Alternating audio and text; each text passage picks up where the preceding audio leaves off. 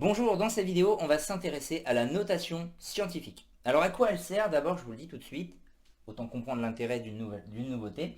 Eh bien, elle permet en fait de comparer très facilement les nombres. En tout cas, elle permet de faire apparaître leur taille directement, la notation scientifique. Ça demande une réécriture du nombre. Il va être écrit différemment. Comment? Quel est le principe? Quelles sont les règles? Très facile.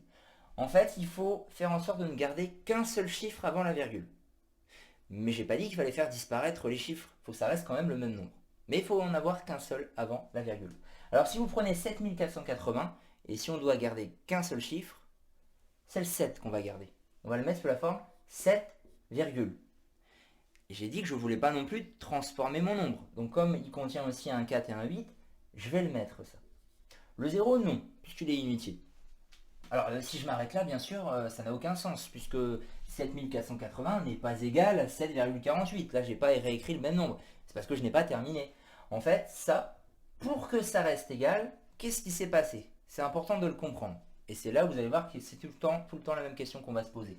Quand je passe de ce nombre-là à celui-ci, j'ai gardé les mêmes valeurs, sauf que mon nombre a été diminué. Il est 3 rangs plus petit, puisque la virgule qui pour le moment est à la fin, quand on ne la voit pas, s'est retrouvée entre le 7 et le 4. Pour garder qu'un seul chiffre, il a fallu que je l'amène entre le 7 et le 4. Donc j'ai décalé 3 rangs, mon nombre est devenu 3 rangs plus petit. Mais pour que l'ensemble là reste bien égal à celui-là, il faut que je compense ce que je viens de faire. Il faut que je compense la diminution de 3 rangs en réaugmentant de 3 rangs. Comment je réaugmente un nombre de 3 rangs? En le multipliant par 10 puissance 3. Voilà. Eh bien ce nombre-là, il est égal à celui-là. Sauf qu'ici, j'ai l'écriture décimale du nombre 7480. Et ici, j'ai sa notation scientifique qui fait apparaître sa taille. Il est de l'ordre de 10 puissance 3, il est de l'ordre du millier. Bah oui, 7000, c'est de l'ordre du millier. Je vais faire ça pour chacun des exemples. Ici, je dois garder qu'un chiffre avant la virgule. Très important, je n'avais pas eu à le dire ici, il ne faut pas que ça soit 0 par contre. Donc on ne peut pas laisser ça comme ça. Il faut aller chercher le 3. 3, c'est le premier qui n'est pas 0. 3,05, c'est donc ce qu'on va écrire. Sauf que quand je passe de ça à ça, inversement ici, j'ai encore transformé mon nombre, ce n'est pas le même. Donc il va falloir aussi que je multiplie par une puissance de 10. Pourquoi c'est une puissance de 10? Pourquoi ça va toujours être une puissance de 10? Parce que je ne fais que déplacer ma virgule. Donc c'est le fait de multiplier par 10, 100 ou 1000 ou diviser. C'est pour ça que c'est fois une puissance de 10.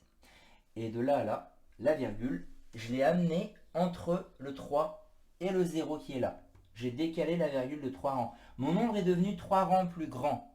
Pour que cet ensemble reste égal à ce nombre-là, que ça soit la même chose, puisque là, mon nombre, je l'ai fait grandir de 3 rangs, je compense en le rediminuant de 3 rangs. Donc je multiplie par 10 puissance moins 3. Ceci est sa notation scientifique. Même chose ici. Je vais garder que le 7, mais je vais bien écrire virgule 4. Le 4 ne doit pas disparaître. Sauf que quand j'écris ça, mon nombre, il est devenu beaucoup plus petit. Donc je vais compenser en le réaugmentant. De combien de rangs? Eh bien la virgule, quand on ne la voit pas, encore une fois, elle est à la fin. Je l'ai déplacée déjà de 3 rangs, plus encore 3 rangs, plus encore 3 rangs. Je l'ai déplacé de 9 rangs. Mon nombre là est devenu 9 rangs plus petit. Je compense en réaugmentant de 9 rangs. Voilà la notation scientifique de 7 milliards 400 millions.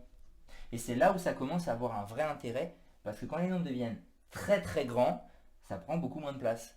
Et quand ils deviennent très très très petits, ça prend beaucoup moins de place. C'est surtout pour ces valeurs-là, ces nombres-là, très très grands et très très petits, que la notation scientifique est très intéressante.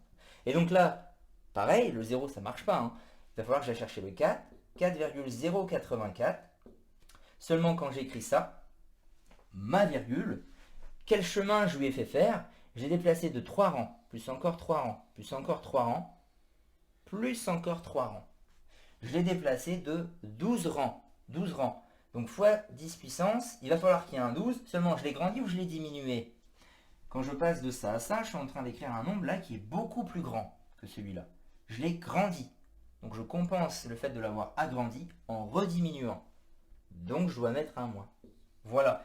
Il faut toujours laisser qu'un seul chiffre. Ça, c'est pas très difficile.